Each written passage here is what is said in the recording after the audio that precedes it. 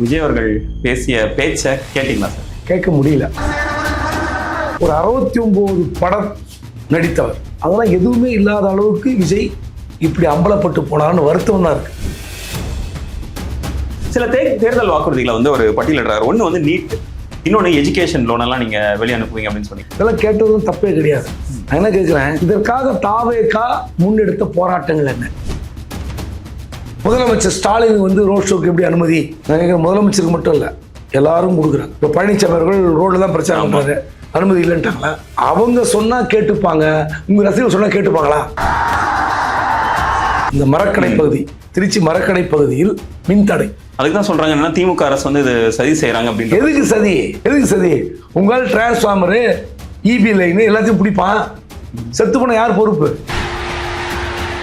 அது பின்னாடி எந்த ஒரு அரசியல் காரணமும் இல்லை அப்படின்னு. அரசு பாருங்க, ஆளுங்கட்சி கண்டிப்பா குடைச்சல் கொடுக்கும்.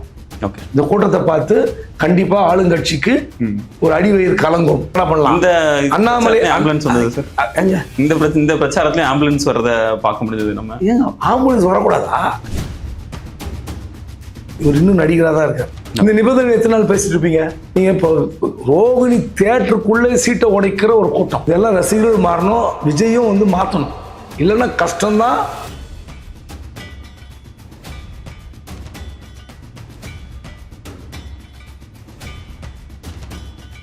ஆச்சி ராயல் குலோப் ஜாமுன் பேக்ஸ், ஒன்று வாங்கினால் ஒன்று இலவசம். வணக்கம் சார். வணக்கம். பிரச்சார கூட்டத்துல விஜய் அவர்கள் பேசிய பேச்சை கேட்டீங்களா சார்? கேட்க முடியல. ஏன்னா அங்க சுத்தி இருக்கிற அவருடைய தொண்டர்கள் ரசிகர்களுக்கே அவர் பேச்சு கேட்கல. ஆடியோ ப்ராப்ளம், மைக் செட்டுக்காரன் சொதப்பிட்டான். ஸோ அங்க இருக்கிறவங்க கத்துறாங்க, நீங்க பேசுறது கேட்கலன்னு. அவர் பேச்சும் இவங்களுக்கு கேட்கல, இவங்க கத்துறதும் அவருக்கு கேட்கல. ஆனா பேசி முடிச்சுட்டு கை காட்டு போயிட்டார். ஸோ முதல் கூட்டம் ஒரு பெரிய சொதப்பலான கூட்டம் தான். ஆனால் நம்ம வந்து என்ன சொல்லுவோம், ஒரு ஃபர்ஸ்ட் டைமு இதை விட்டுறலாம், இது பெருசு பண்ண வேணாம்னு நினைப்பாங்க. ஆனால் அப்படி அல்ல. ஒரு 69 படம் நடித்தவர். ஒரு படம் நடிக்கணும்னா அதுக்கு என்னென்ன தயாரிப்பு செய்யணும்னு அவர் நல்லா தெரியும், ஒரு ஹீரோவா. அப்போ ஒரு படம் பூஜை போடும்போதே ரிலீஸ் டேட் வந்து ஃபிக்ஸ் ஆயிரும். அதுக்கப்புறம் எத்தனை நாள் ஷூட்டிங், அத்தனை நாள் ஷூட்டிங் முடிச்சு மியூசிக் ரெக்கார்ட் பண்ணி பிஜிஎம்லாம் முடிச்சு பாட்டெலாம் சேர்வையெல்லாம் கோத்து வெளியே வரணும். அப்படிப்பட்ட ஒரு இண்டஸ்ட்ரியிலேருந்து வந்தவர் ஒரு முதல் கூட்டம், அவருக்கு இல்லாத தொழில்நுட்ப கலைஞர்களாக இருக்க மாட்டாங்க. எவ்வளோ பேர் இருப்பாங்க ஆடியோ மிக்சிங்க்கு, இதெல்லாம் அந்த வீடியோ எடுக்க கொள்ள ஸ்க்ரீன் பண்ண, அதெல்லாம் எதுவுமே இல்லாத அளவுக்கு விஜய் இப்படி அம்பலப்பட்டு போனான்னு வருத்தம் தான் இருக்கு. ஓகே, அப்போ தாவேக்காவுடைய ஆதரவாளர்கள் வந்து சமூக வலைதளங்கள்ல ஒரு விஷயத்த சொல்லி டிஃபெண்ட் பண்றாங்க. இது வந்து திருச்சி மக்களுக்கான பிரச்சார கூட்டம், நீங்க ஆன்லைன்ல கேட்டானே கேட்கலன்னா என்ன அப்படின்ற மாதிரியான ஒரு கருத்து. இல்லை, ஆன்லைன்ல கேட்டானே கேட்கலாம் இல்லை. இப்போ தமிழ்நாடு முழுவதும் இந்த நிகழ்ச்சியை கொண்டு போய் சேர்க்கிறது யாரு? மீடியா தான். இப்போ மீடியாவுக்கே தெரில, மீடியாவுக்கும் கேட்கல, அவங்களுக்கு அவுட் கிடைக்கல. இந்த மைக் அவுட் கிடைச்சாதுன்னு அது வந்து டெலிவரி பண்ண முடியும் எல்லாருக்கும். அது வந்து ரசிகர்களுடைய புரிதல் இன்மை, அவ்வளோதான். ஓகே, பட் வந்து விஜய் வந்து நீ எவ்வளோ வருத்தப்பட்டிருப்பான்னு தெரியும். அந்த டீமை கூப்பிட்டு எவ்வளோ திட்டிருப்பார் நமக்கு தெரியும். காரில் உட்காந்த பிறகு, இந்த பஸ்ஸில் உட்காந்த பிறகு இவ்வளோ சொதப்பலாயா, நான் 7 மணி நேரத்துக்காக வந்து அப்படியே வந்தேன், ரதத்தில் அந்த மாதிரி வந்தேன், எல்லாமே சொதப்பல். நீங்கள் ஏர்போர்ட்டில் இறங்கிட்டு திருச்சி அந்த ஃபர்ஸ்ட் பாயிண்ட் 10:35 போலீஸ் கொடுத்த டைம். அந்த 10:35 நீங்கள் எத்தனை மணிக்கு போகிறீங்க? 3 மணிக்கு போகிறீங்க. 6 மணி நேரம் அப்படியே ஊர்ந்து போய் திருச்சி மக்களை வந்து துன்புறுத்தியதான் மிச்சம். கடைசியில் அங்கே போய் பேசணும், டெலிவரி ஆகலை. அப்போ உங்களுடைய திட்டமிடல் எந்த அளவுக்கு மோசமாக இருக்கிறது, அதை நீங்கள் வந்து அடுத்த சனிக்கிழமை திருத்துவார்னு எதிர்பார்க்குறேன். ஓகே, அண்ட் அவர் பேசிய சில விஷயங்கள் மட்டும் நமக்கு கொஞ்சம் கேட்ட மாதிரி இருந்தது. அதுல என்னென்ன அப்படின்னு பார்த்தோம் அப்படின்னா, அவர் தேர்தல் வாக்குறுதிகளை வந்து நாங்கள் இத்தனை சதவீதம் நாங்கள் முடிச்சிட்டோம், இன்னும் கொஞ்சம் தான் மிச்சம் இருக்கு அப்படின்னு சொல்லும் போது சில தேர்தல் வாக்குறுதிகளை வந்து ஒரு பட்டியலிடுறாரு. ஒன்று வந்து நீட், இன்னொன்று எஜுகேஷன் லோன் எல்லாம் நீங்க வெளியே அனுப்புவீங்க அப்படின்னு சொன்னீங்க. நீட்டை தடை செய்வோம்னு சொன்னீங்க, அதெல்லாம் நீங்க செஞ்சீங்களா அப்படின்னு சொல்றதா இருக்கட்டும். இல்ல கவர்மெண்ட் தமிழ்நாடு அரசுல உள்ள அரசு பணிகள்ல 75% தமிழர்களுக்கு அப்படி நீங்க சொன்னீங்க, ஆனா அந்த இதெல்லாம் நீங்க எதுவுமே நிறைவேற்றல அப்படின்னு சொல்லிட்டு முக்கியமான சில விஷயங்களை வந்து அவர் குறிப்பிட்டு சொல்றாரு. அதை எப்படி பாக்குறீங்க சார் நீங்க? அதாவது கல்வி கடன் ரத்து செய்யவில்லை, அது வந்து ஒரு பெரிய விஷயம் தான். சொன்னது செய்யலன்னு கேட்கலாம். அதே மாதிரி அரசு ஊழியர்களுக்கு பழைய ஓய்வு திட்டம் ஏன் செய்யலன்னு கேட்கலாம். இதெல்லாம் கேட்டதெல்லாம் தப்பே கிடையாது. நான் என்ன கேட்குறேன், இதற்காக தாவேகா முன்னெடுத்த போராட்டங்கள் என்ன? ஓகே. மாணவர்களை திரட்டி திமுக எதிராக ஒரு பெரிய போராட்டம் பண்ணீங்களா? இல்லை அரசு ஊழியர்களில் போய் சந்திச்சிங்களா, பேசுனீங்களா? நீங்கள் எதை சொல்லேன், விஜய் வந்து ஒரு அரசியல்வாதியாக முழுசாக பரிணாமே பெறவில்லை, பரிணாம வளர்ச்சி அடையலை. அவர் அப்படி வளர்ந்த பிறகு அதெல்லாம் தெரிய முடியும். நீ ஊருக்கு வந்திருக்காரு, ஃபர்ஸ்ட் சாட்டர்டே தொடங்கிட்டார், தப்பே கிடையாது. இதெல்லாம் கேட்டதெல்லாம் ரைட்டு.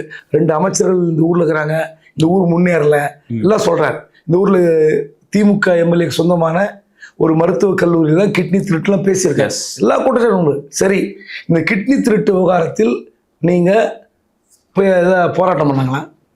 உங்களுடைய 2ஆம் கட்ட தலைவர்கள் அல்லது மாவட்ட செயலாளர்கள் அதுக்கான ஆதாரங்கள்லாம் போட்டு இந்த ஊரில் இவ்வளோ பேர் ஏமாற்றிருக்காங்க, பணம் கொடுத்து கிட்னி எடுத்திருக்கிறார்கள், ஏதாவது தாவேக்கா இந்த விஷயத்தில் ஏதாவது ஒரு நீண்ட நெடிய அறிக்கை அல்லது போராட்டம் யாராவது நீங்கள் பேப்பரில் பார்த்தீங்களா? வந்து விஜய் அவர்கள் நேரம் வந்து போராட்டம் பண்ணாலும் சரி பரவாயில்ல, அங்க இருக்கிற அந்த 2ஆம் கட்ட தலைவர்கள் வந்து செய்யலாம் அப்படின்னு அவங்க கூட செய்யலையே. ஸோ நீங்கள் அதான் சொல்றேன், இந்த பிரச்சார மக்கள் சந்திப்புடைய முதல் கட்ட பயணத்தில் திருச்சி ஒரு பாயிண்ட். அவர் வந்து திருச்சி வந்து பெரிய மத நல்லிணக்க மண், நல்ல ஊர். அண்ணா வந்து தேர்தலை நீக்குவதற்கு இங்கே தான் முடிவெடுத்த ஊர், எம்ஜிஆர் மாநாடு நடத்தின இந்த ஊர் எல்லாம் சொல்றாரு. ரைட்டு, அந்த ஊரை நீங்கள் எடுத்தீங்க, திருப்புமணின்னு சொல்கிறீங்க. எந்த போருக்கு போவதற்கு முன்பும் குலதெய்வத்துக்கு போய் வழிபட்டுட்டு அதுக்கப்புறம் தான் போருக்கு போவாங்க. அந்த அடிப்படையில் திருச்சிக்கு வந்திருக்கேன். சரி, எல்லாம் வந்தீங்க, ரைட்டு. போக போக பார்ப்போம் உங்களுடைய கட்சி கட்டமைப்பு என்ன, உங்களுடைய கட்சியுடைய மாவட்ட செயலாளர்கள், நகர ஒன்றிய செயலாளர்கள், பேரூர் கிளைக்கழக செயலாளர்கள் எப்படி செயல்பட போகிறாங்க, தேர்தல் எப்படி சந்திக்க போகிறீங்க, அதுவும் முக்கியம். நீங்கள் டிசம்பர் வரைக்கும் ப்ரோக்ராம் போட்டீங்க, சனிக்கிழமை அதையே விமர்சிக்கிறார்கள், இந்த அப்பா சொல்ல. ஆனால் தமிழ்நாடு முழுவதும் 234 தொகுதிகளிலும் விஜய் கால் பதிக்க வேண்டும். அப்போ நீங்க வந்து எல்லா ஊருக்கும் போவதற்கான ஒரு பயண திட்டம் உங்ககிட்ட இருக்கா? அப்போ கூட்டம் குறையும். இப்போ நீங்க திருச்சிக்கு போயிட்டு அடுத்த கட்டம் இன்னொரு ஊருக்கு போகும்போது ஒவ்வொரு மாவட்டத்துக்கு ஒரு நாள் தான் வர்றீங்கன்னா அங்க கூட்டம் அதிகமாக கூடும், நெரிசல் ஏற்படும், ஸ்டாம்பீடு வரும். ஒரு மிகப்பெரிய ஒரு வேதனையான சம்பவம் நடந்து விட்டால் அது மக்கள் மத்தியில் பெரிய அச்சத்தை கொடுக்கும், உங்களுக்கும் வேதனையை கொடுக்கும். அதனால நீங்க அந்த வண்டி முன்னாடி எப்படி போனோம், இது ரோட் ஷோ நடத்துற மாதிரி. இப்போ ரோட் ஷோக்கு வந்து தடைன்னு சொல்லி போலீஸ் கொடுத்ததை விமர்சிக்கிறாங்க, இல்லைன்னு சொல்ல. இப்போ முதலமைச்சர் ஸ்டாலின் வந்து ரோட் ஷோக்கு எப்படி அனுமதி கொடுக்கலான்னு கேட்குறாங்க. நான் கேட்குறேன், முதலமைச்சருக்கு மட்டும் இல்லை, எல்லாரும் கொடுக்குறாங்க. யாரு கொடுக்கல? இப்போ பழனிசாமி அவர்கள் ரோட்ல தான் பிரச்சாரம் பண்றாரு, அனுமதி இல்லைன்ட்டாங்களா? அண்ணாமலை எண்மண் எண் மக்கள் யாத்திரை நடத்தினாரு, ரோட்ல தான் நடந்து போனாரு, தடை பண்ணிட்டாங்களா திமுக அரசாங்கம்? அப்போ அரசியல்வாதியாக இருப்பவர்கள் ரோடில் நடந்து போனால் பிரச்சனை கிடையாது. ஒவ்வொரு பாயிண்ட்ல போலீஸ்க்கு சொல்லுவாங்க, போலீஸ் சொல்றது அவங்க கேட்பாங்க. இந்த மாதிரி வெறி பிடித்த ரசிகர்கள் கிடையாது. அப்போ அவங்க சொன்னா கேட்டுப்பாங்க, உங்க ரசிகர்கள் சொன்னா கேட்டுப்பாங்களா? நீங்க இறங்கி வண்டியில் ஏறிட முடியுமா? நீங்க விஜய் ஏர்போர்ட்ல இருந்து மரப்பாலத்தில் ஒரு 2-3 இடத்துல வந்து இறங்கி ஏற முடியுமா? போலீஸ்க்கு எவ்வளவு தலைவலி, எவ்வளவு சிக்கல். அந்த விஷயத்தை முதல்ல வந்து அந்த கட்சி வந்து நிர்வாகிகள், 2ஆம் கட்ட நிர்வாகிகள் புரிந்து கொள்ளணும். இது வந்து தடை கிடையாது.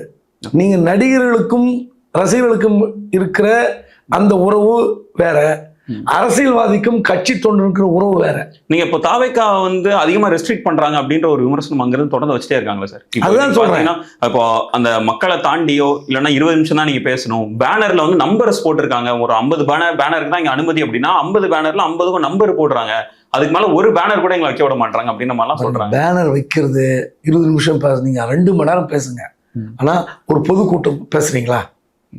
பொதுக்கூட்டம்னா நேரம் அந்த ஸ்பாட்டுக்கு வரணும், பேசுவாங்க. இப்போ ஒட்டுமொத்த திருச்சி ஸ்தம்பிக்கிற மாதிரி நீங்க 6 மணி நேரம் ஊர்வலம் போய் என்ன பலன்? சரி, முதல் மீட்டிங் என்னாச்சு? சொதப்பல். அடுத்த மீட்டிங் சரி செய்வார், நான் இல்லைன்னு சொல்ல. ஆனால் நீங்க தெளிவாக திட்டமிடவில்லை என்றால் உங்களுக்கு நெருக்கடி வரும். உங்களை வந்து இவ்வளோ ரெஸ்ட்ரிக்ஷன் போட்டே இவ்வளோ சொதப்பலா இருக்க. இப்போ ஏர்போர்ட்ல இருந்து என்ன கண்டிஷன் கொடுத்தாங்க? யாரும் பின்னாடி அனுபவிக்க கூடாது, 2 வீலரோ காரோ போகக்கூடாது. 7000 பேர் மேல பின்னாடி வந்துட்டு இருக்காங்க. இப்போ அவங்களை வந்து போலீஸ் தடுத்தால், நடவடிக்கை எடுத்தால் என்ன பிரச்சனை வரும்? ஆளுங்கட்சி வந்து விஜய்க்கு எதிராக சதி செய்கிறது, அடித்தார்கள், பிடித்தார்கள், தள்ளி விட்டார்கள் வரும். ஸோ முன்னாடியும் வண்டி ஸ்பீடா போல, பின்னாடி ஒரு 7000 பேர் 8000 10,000 பேர் பின்னாடி நடந்து வராங்க, பைக்ல வராங்க. அவங்களை எப்படி நீங்க வந்து நெறிமுறைப்படுத்துவீங்க? கண்டிஷன் இவ்வளோ கண்டிஷன் போட்டு இவ்வளோ ஊர்ந்து போகுதுன்னா கண்டிஷனே போடல, விஜய் சொல்றது எல்லாமே ஏத்துக்கிறான்னு வச்சுங்க. விஜய் சொல்ற அவன் மனு கொடுக்குறது எல்லாமே போலீஸ் ஏத்துக்குது. எவ்வளவு பெரிய சிக்கல் வரும்? யாருக்கு சிக்கல்? ஏன்னா இப்போ விஜய் அவர்கள் வந்து அதுக்கு முன்னாடி தான் நேற்று தான் அறிக்கை விடுறாங்க. தாவேக்காவோட கடையில் அந்த கட்சி சார்பாக ஒரு அறிக்கை விடுறாங்க. பொதுமக்கள் அங்கே வந்து பார்க்குறவங்க தொண்டர்களோ இல்லை ரசிகர்களோ இந்த இதெல்லாம் செய்யாதீங்க அப்படின்னு சொல்லிட்டு சில அறிக்கை விட தானே சார் செய்கிறாங்க. அவங்க சைட்லேருந்து ஒரு நடவடிக்கை எடுக்க தானே செய்கிறாங்க இல்லையா? அறிக்கை விட்டார்ல, என் குழந்தைகள் வரக்கூடாதுன்னு சொன்னாங்கல்ல.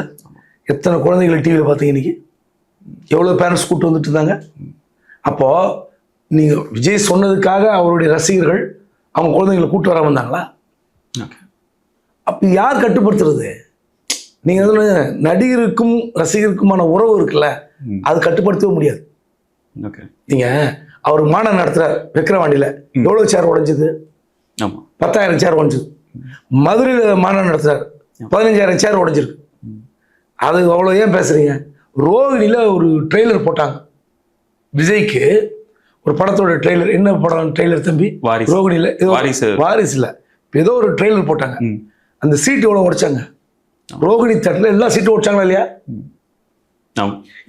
இந்த மாதிரி ரசிகர்கள் யார் கட்டுப்படுத்துறது? உள்ள போது போலீஸ் லட்டி சார்ஜ் பண்ண சொல்லுவாங்க, விஜய் ரசிகர்கள் வந்து திமுக போலீஸ் அடித்தது வருமா வராதா?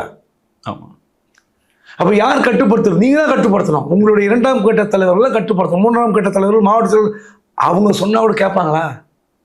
அவங்களுக்கே தெரியாது. நீங்க இப்போ மரப்பாலம், இந்த மரக்கடை பகுதி, திருச்சி மரக்கடை பகுதியில் மின்தடை. ஆமா, எதுக்கு மின்தடை? யாராவது ஒரு தலைவர் போனா மின்தடை செய்து கேள்விப்பட்டிருக்கீங்களா? அதுக்கு தான் சொல்றாங்க என்னன்னா திமுக அரசு வந்து இது சதி செய்யறாங்க அப்படின்னு. எதுக்கு சதி? எதுக்கு சதி? உங்களால் டிரான்ஸ்ஃபார்மரு, இபி லைனு எல்லாத்தையும் பிடிப்பான். செத்து போன யார் பொறுப்பு? ஒரு ஏரியா, அந்த ஏரியாவில் மின்தடை செய்வதே. இப்போ ஒரு ஊர்ல திருவிழா நடத்தும் போது இந்த தேர்லாம் வரும்போது இபி லைன் கட் பண்ணிடுவாங்க. கரெக்ட். ஏன்னா இபி லைன் தேருடைய ஏதாவது ஒரு பார்ட்டு இபி லைன் டச் ஆச்சுன்னா ஷாக் அடிக்கும். அந்த மாதிரி தலைவர்கள் போனால் நீங்க வந்து மின்தடை செய்து நான் பார்க்கல. முதல் முறையா விஜய்க்கு மின்தடை. காரணம் என்னன்னா இபி லைன் போய் ஏறுவாங்க, மரத்தில் ஏறுவாங்க, அதுக்கு இபி லைன் போவோம். நீங்க டிவி மீடியாவில் காட்டுறதே பார்க்குறோம்ல, மரத்தில் ஏறி நிற்கிறாங்க, பில்டிங் மேலே நிற்கிறாங்க, ஓட்டு வீடு மேலே நிற்கிறாங்க. யாரோ ஒருத்தர் யோசிச்சு பாருங்க, ஷீட்டு மேலே நிற்கிறாங்க, அந்த ஷீட் மேலே நிற்கிறாங்க. அதில் எவ்வளோ பேர் நிற்க முடியும்? அது வீடு உடஞ்சா யார் பொறுப்பு? இவங்க தருவாங்களா? அவங்க போய் எத்தனை பேர் தடுக்க முடியும்? அதனால முதல் விஜய் வந்து எல்லா ஊருக்கும் வரப்போறேன், உங்கள் ஊரில் நான் இருப்பேன், நான் வரேன் அப்படின்றது மட்டும் இல்லை, எல்லா ஊருக்கும் வரேன். அதனால அந்தந்த ஊர் மக்கள் மட்டும் வாங்க, அந்தந்த ஊர் பிரச்சனை பேச போறேன். திமுக அரசாங்கம் அந்தந்த ஊர்ல என்னென்ன தவறு செய்திருக்கோ அதை நான் வெளிப்படுத்த போறேன். அதனால எல்லா மாவட்டத்துக்காரங்க வந்து குவியாதீங்க, எனக்கு தான் சிக்கல். இப்படி வந்து ரோட் ஷோ பண்ணோம்னா போற ஊருக்கு போக முடியாது. இப்போ இன்னும் 3 பாயிண்ட்டுக்கு போனவர், ஆக்சுவலி 4 பாயிண்ட் பேசணும். ஆமா, அப்போ நீங்க 10:35க்கு பேச வேண்டிய இடத்துக்கு மணி 3 மணிக்கு வரீங்க. மற்ற ஊர்ல எப்படி காத்து கிடப்பான்? அவன் ஏற்கனவே வந்திருப்பான்ல, 12 மணிக்கு வந்திருப்பான்ல. அடுத்த பாயிண்ட் 11:30 12 மணிக்கு அவன் சோறு காலைல டிஃபன் சாப்பிட்டு வந்திருப்பான். மணி சோறு கிடைக்குமா? அங்கே எவ்வளோ பேருக்கு ஒரு இடத்துல போறீங்கன்னா ஒரு 50 கடை இருக்கும், 100 கடை இருக்கும். சாப்பாடோ டீ கடையோ தண்ணியோ எவ்வளோ நேரம் உட்காந்து தாக்கு பிடிப்பான்? எவ்வளோ பேருக்கு அவங்களால கொடுக்க முடியும்? நீங்கள் காசு கொடுத்தா கூட இல்லைன்னா என்ன பண்ணுவீங்க? திட்டமிடல் வேண்டும். இல்லை என்றால் உங்களுக்கு தான் சிக்கல், உங்க கட்சி தான் சிக்கல். நீங்க திட்டமிடல் சொல்றீங்களா? அதுல தான் நான் கேட்கணும்னு நினைக்கிறேன். எந்த ஒரு அரசியல் கட்சிக்கோ எந்த ஒரு அரசியல் தலைவருக்கோ இல்லாத ஒரு பிரச்சனை, ஒரு ப்ராப்ளம் ஆஃப் பிளென்டி அப்படின்ற மாதிரி கூட நம்ம எடுத்துக்கலாமா? என்ன சொல்றது, ரசிகர்கள் எங்க போனாலும் கூட்டம் கூடிருது, நோ மேட்டர் வாட். இந்த கூட்டத்தை இப்போ இன்னும் சொல்ல போனா காலையில இருந்து நிறைய பேர் பைட் கொடுக்கும்போதெல்லாம் பாக்குறோம், பாலக்காடுல இருந்து வந்திருக்கிறேன், நான் கோயம்புத்தூர்ல இருந்து இவர் பார்க்க வந்திருக்கேன் அப்படின்னு சொல்லும்போது நீங்க சொல்ற ஒரு விஷயம் தான். இப்போ நான் எல்லா ஊருக்கும் வரேன், உங்க ஊருக்கும் நான் வரேன், இந்த ஊர் பிரச்சனையை பத்தி நான் பேசுறேன், நீங்க வந்து இங்க கூடாதீங்க அப்படின்னு சொன்னா ரசிகர்களோ இல்ல அவரோட தொண்டர்களோ கேட்பாங்கன்னு நினைக்கிறீங்களா சார்? கேட்கணும், கேட்க வைக்கணும். இப்போ நீங்க திருச்சி மாவட்டத்துக்கு வராங்கன்னா நீங்க விழுப்புரத்துலேருந்து பைக் எடுத்துன்னு வராங்க, கோயம்புத்தூர், திண்டுக்கல், மதுரை, இந்த பக்கம் விழுப்புரத்துக்கு முன்னாடி அச்சிறுப்பாக்கம், இங்கெல்லாம் பைக்ல போயிருக்காங்க காலையில. அப்போ நீங்க அதாவது வரக்கூடாது பார்க்கக்கூடாது நமக்கு ஆசை கிடையாது. இவ்வளவு பேர் போனா அந்த இடம் எப்படி ஸ்தம்பிக்கும். இன்னைக்கு வந்து விமான நிலையத்துல நீங்க வெளியே வரும்போது ரோட் ஜாம் ஆயிடுச்சு. ஆமா. அங்கிருந்து துபாய் கிளம்புற ஃப்ளைட்டு யாரும் குறித்த நேரத்துக்கு போக முடியல, டிவியில் செய்தி வாசிக்கிறான். யாருக்கு சிக்கல், யாருக்கு கெட்ட பேர்? இதெல்லாம் நாங்கள் அட்ஜஸ்ட் பண்ணி தான் ஆகணும், நான் ஒரு நாள் தானே வரேன் அப்படின்னு சொல்ல முடியாது. திட்டமிடல் என்னன்னா, நீங்க எல்லா ஊருக்கும் போறீங்கன்னா ஒரு கூட்டம் குறையும். விஜய் நம்ம ஊருக்கு வரமாட்டாரோ? ஓகே. நீங்க அந்த காலம் வேறங்க, நாங்கெல்லாம் புதுமேடை தலைவர்கள் பார்க்குற காலகட்டம் வேற. கலைஞர் வந்து ராணிப்பாட்டியில் பேசிட்டு இருப்பார், இல்லைன்னா அதுக்கு முன்னாடி காவேரி பக்கத்தில் பேசிட்டு இருப்பாரு. வேலூர் என்ன பண்ணுவாங்க, வந்து கொண்டிருக்கிறார் இன்னும் 10 நிமிடங்கள் வந்து விடுவாருன்னா காத்துட்டு இருப்பாங்க. அவர் காவேரி பக்கத்துக்கு ராணிப்பேட்டை, ராணிப்பேட்டைக்கு அப்புறம் ஆற்காடு, அதுக்கப்புறம் வேலூர், 2 மணி நேரம் கழிச்சு வருவாங்க. அப்ப பிரச்சனை கிடையாது. அந்த காலகட்டமே வேற. ஜெயலலிதா காத்து கிடந்த கூட்டம் வேற. விடிய விடிய பொதுக்கூட்டம் நடந்த காலம்லாம் உண்டு. இன்னைக்கு அப்படி கிடையாது. உங்களால வந்து மேய்க்க முடியாது, உங்களால் ரசிகர்களை கட்டுப்படுத்த முடியாது. தொண்டர்கள் வேறு, ரசிகர்கள் வேறு. அதை நீங்க வந்து முறைப்படுத்தினால் உங்களுக்கு நன்மை, இல்லைன்னா கஷ்டம். மேபி லைக் இது முதல் முறை அப்படின்றதுனால இந்த பிரச்சனை வந்திருக்கு அப்படின்ற மாதிரி பார்க்கலாமா சார்? ஏன்னா இப்போ 2-3 ஊருக்கு போயிட்டாரு அப்படின்னா அங்க இருக்கிற அவரை எதிர்பார்த்து காத்திருக்கிற மக்களுக்கு வந்து இல்ல எல்லா ஊருக்கும் போறாரு, நம்ம ஊருக்கும் வருவாரு, நம்ம ஊருக்கு வரும்போது நம்ம பார்த்துக்கலாம் அப்படின்னு நினைக்க ஆரம்பிப்பாங்க அப்படின்ற மாதிரி எடுத்துக்கலாமா சார்? அப்படிலாம் நீங்க பார்க்க முடியாது. இவர் இன்னும் நடிகராக தான் இருக்கார். ஓகே. இப்போ புஷ்பா 2 படம் அல்லு அர்ஜுன் தியேட்டருக்கு போனார். போகாதீங்கன்னு சொல்லி தெலுங்கானா கவர்மெண்ட் சொல்றாங்க. அங்க ஒரு டெத் ஆச்சு, கைது செய்யப்பட்டார், சிறை வைக்கப்பட்டார், ஒரு இரவு சிறையில் இருந்தார். நான் ஏதோ விஜய் வந்து அந்த மாதிரி நடக்கும்லாம் சொல்ல. ஒரு ஸ்டாம்பீட் நடந்துடுச்சு, ஒரு டெத்து நடந்துடுச்சு, மோசமான விளைவு நடந்து விட்டால் நீங்க அடுத்து வந்து போலீஸ் வந்து அனுமதி ரத்து பண்ணுவாங்க, கொடுக்க மாட்டாங்க. நீங்க கோர்ட்டுக்கு போனீங்கன்னு வச்சுங்களேன், இந்த காட்சிகளை, இன்று நடந்த காட்சிகளை நீதிமன்றம் பார்த்தால் என்ன சொல்லுவாங்க, கொடுத்துருவாங்களா? அவங்கள சொல்லுவாங்க. இந்த மாதிரியான செயல்களை செய்தால் எப்படி அனுமதி தருவார்கள்? போலீஸ் தரமாட்டான்னு சொல்லுவாங்க. கலெக்டரும் எஸ்பி ஏன் தரமாட்டாங்க? நீங்க கோர்ட்டுக்கு போனாலும் கோர்ட்டும் தர மறுக்கும். நீங்க தான் சொல்லணும், நான் உங்க ஊருக்கு வர, கூட்டம் கூடாதீங்க, அந்த ஊருக்கான கூட்டம். நீங்க கூட்டத்தை காமிச்சு ஓட்டு வாங்குறீங்களான்றதுலாம் வேற. இவ்வளவு லட்சம் பேர் வந்து இப்போ நீங்க மதுரையில ஏன் சேர் கொடுக்கல, ஆளுங்கட்சி சதினாங்க. ஆனா திண்டுக்கல்காரனே சேர் கொடுத்து அவன் புலமனை பேட்டி பார்த்தீங்கல்ல, நான் 15,000 சேர் போட்டேன், சேர்ல பாதி சேர் உடஞ்சிச்சுன்னு சொன்னானா இல்லையா? அவனை திமுக பேச வச்சானா? ஸோ உங்ககிட்ட தான் இருக்கு. கட்டுப்படுத்த வேண்டிய கட்டாயம், நிர்பந்தம்லாம் உங்களுக்கு தான். அப்பதான் வந்து நீங்க போய் நீங்க சொல்ற விஷயம் தான் முக்கியம். நம்ம இந்த கலாட்டாவே இப்ப எத்தனை நாள் பேசிட்டு இருப்பீங்க? இந்த நிபந்தனை எத்தனை நாள் பேசிட்டு இருப்பீங்க? நீங்க இப்போ ரோகிணி தியேட்டருக்குள்ளே சீட்டை உடைக்கிற ஒரு கூட்டம், இதெல்லாம் ரசிகர்கள் மாறணும், விஜயும் வந்து மாற்றணும். இல்லைன்னா கஷ்டம்தான். கஷ்டத்தை விட நீங்க ஊர் ஊரா போகும்போது இந்த மாதிரி பாயிண்ட் வந்து மிஸ் பண்ணீங்கன்னு வச்சுங்களேன், அடுத்தடுத்த பாயிண்ட்ல இருக்க முடியாது. கலைத்து போயிடுவாங்க ரசிகர்கள், கலைத்து போயிடுவான், தொண்டர்கள் கலைத்து போயிடுவான். அப்புறம் அந்த கூட்டத்தை நீங்க ஒரு ஆர்கனைஸ் பண்ணிக்கணும்னு வச்சுங்களேன், 7 நேரம் பாதுகாப்பாங்க அவங்களெல்லாம். ஆமா, கேள்விக்குறிதான் சார். அதே மாதிரி இந்த ரசிகர் கூட்டத்தை அரசியல் படுத்துறதுக்கு விஜய் அவர்கள் என்னென்ன மாதிரியான முன்னெடுப்புகளை பண்ணணும்னு நினைக்கிறீங்க சார்? முதல்ல இவர் போறதுக்கு முந்தைய அந்த மாவட்ட செயலாளர்களை வைத்து ஒரு கூட்டம் ஓட்டணும். இந்த அடுத்தடுத்து முன்னாடி போயிடணும், அட்வான்ஸா போயிடணும். அட்வான்ஸா போய் எப்படி கூட்டம் ஓட்டணும், எப்படி வரவேற்கணும், எப்படி தொண்டர் படை எப்படி பாதுகாக்கணும். அவங்களுக்கு சீருடை கொடுக்கலாம், அவங்களுடைய கொடி கலர்ல ஒரு சட்டையை கொடுக்கலாம், இல்ல ஒரு மேல ஒரு ஓவர் கோட் போட்டுக்கலாம். அவங்க ஃபுல்லா கை வச்சுக்கிட்டு நிக்கலாம், யாரும் வரக்கூடாது. கட்டையே நீங்க ஏர்போர்ட்ல இரும்பு பேரிகார்டை தள்ளிட்டு போறாங்க. ஆமா, நீங்க யோசித்து பாருங்க, இரும்பு பேரிகார்டை உடைச்சிட்டு உள்ள போறாங்க. ஏர்போர்ட் எவ்வளவு ஹை செக்யூரிட்டி ஜோன், அந்த ஹை செக்யூரிட்டி ஜோன்ல உடைச்சிட்டு உள்ள போனீங்கன்னா அது எவ்வளவு பெரிய சிக்கல். யாருக்கு ஆபத்து? விஜய் அவர்கள் உங்களோட சேர்ந்து ஒரு விஷமி உள்ளே போய் ஏதாவது ஏர்போர்ட்ல தகராறு பண்ணி ஏதோ ஒரு சிக்கல் பண்ணிட்டாருன்னு வச்சுங்க, யாருக்கு அவமானம்? அவருக்கு தான். அப்புறம் தாவேக்கு தான் சிக்கல்.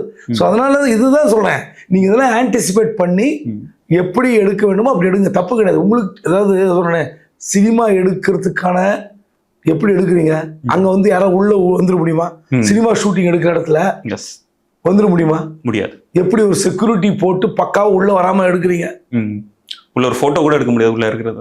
அப்படி இருக்கும்போது நீங்க பப்ளிக்ல சாத்தியம் நீங்க உங்க தொண்டர் படை வைங்க, நீங்க கரெக்டா செலவு பண்ணி ஆளை வைத்து போலீஸ் நம்புங்க, பாதுகாப்பு கொடுப்பாங்க. ஆனா போலீஸ் வந்து இன்னைக்கு ஏதாவது நடவடிக்கை எடுத்திருந்தால் அது உங்களுக்கும் திமுகவுக்கும் சண்டையா தான் போகும்.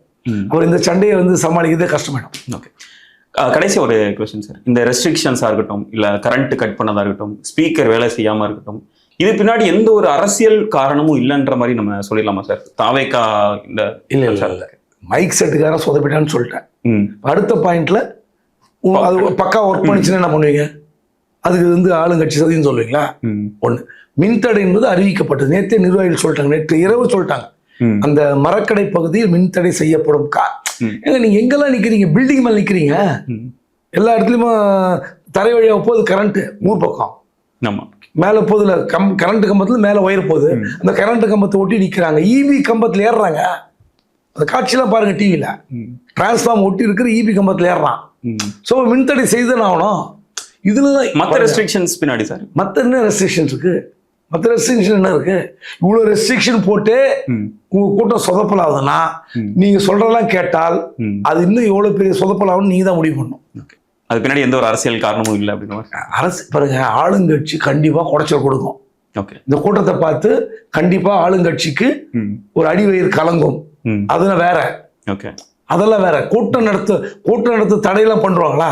எடப்பாடி தடை பண்ண முடியுமா? சண்டை நடக்கலாம். ஆம்புலன்ஸ் அனுப்புறீங்க அப்படின்னு அவர் உட்காந்து கரடா பண்ணலாம். இந்த அண்ணாமலை ஆம்புலன்ஸ் வந்தது சார். இந்த பிரச்சாரத்துல ஆம்புலன்ஸ் வர்றத பார்க்க முடிஞ்சது. நம்ம ஏங்க ஆம்புலன்ஸ் வரக்கூடாதா? ஒரு ரோடுன்னா ஆம்புலன்ஸ் வரதாங்க செய்யும். இப்ப அந்த இடத்துல மயக்கம் போட்டவங்களை தான் தூக்கின்னு போயிருப்பாங்க. அது வந்து விஜய் ரசிகராக இருந்தா என்ன பண்ணுவீங்க?